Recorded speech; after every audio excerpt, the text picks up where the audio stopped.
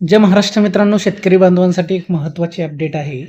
महाराष्ट्र शासनाच्या कृषी विभागाकडून एक महत्त्वाचं आवाहन करण्यात आलेलं आहे, जे की येत्या खरीप हंगामात कृषी विभागाच्या निविष्ठा त्यासोबतच लाभाच्या योजनांपासून एकही शेतकरी वंचित राहू नये यासाठी अद्याप फार्मर आयडी न काढलेल्या सर्व शेतकऱ्यांनी पीएम किसान वनपट्टाधारक शेतकरी सहित तात्काळ आपल्या नजीकच्या नागरी सुविधा केंद्र म्हणजे CSC सेंटर आहेत आपल्या घराजवळील किंवा गावातील, तेथे जाऊन फार्मर आयडीची नोंदणी प्रक्रिया पूर्ण करून घ्यायची आहे. जर पुढे त्यांना लाभ घ्यायचा असेल तर जे शासनाकडून खते त्यासोबतच शासनाच्या विविध योजनांचा लाभ जर घ्यायचा असेल तुम्हाला कृषी विभागाच्या, तर फार्मर आयडी काढून घेणं गरजेचं आहे. त्यासाठी तुम्हाला नोंदणी प्रक्रिया पूर्ण करून घ्यायची आहे.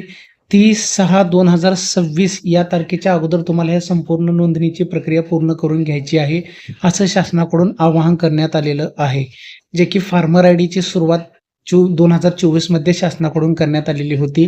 त्यानुसार महाराष्ट्रामध्ये 119 लाख शेतकऱ्यांनी जे PM किसान लाभार्थी शेतकरी आहेत त्यांना हे फार्मर आयडी काढून त्यांना लाभ देण्यात आलेला आहे. त्यासोबतच जे शेतकऱ्यांनी अजूनही फार्मर आयडी काढलेली नाही, त्यांना पुढे योजनांचा लाभ घ्यायचा असेल किंवा जे शासनाकडून अनुदानावरती खते दिले जातात त्यासोबतच विविध योजनांचा लाभ दिला जातो, यांचा लाभ सुद्धा घेण्यासाठी शेतकऱ्यांना फार्मर आयडी गरजेची आहे, कंपल्सरी करण्यात आलेली आहे. त्यामुळे जे शेतकरी राहिलेले आहेत त्यांना लवकरात लवकर जवळच्या CSC सेंटर मध्ये जाऊन तुम्हाला फार्मर आयडीची नोंदणी करून घ्यायची आहे.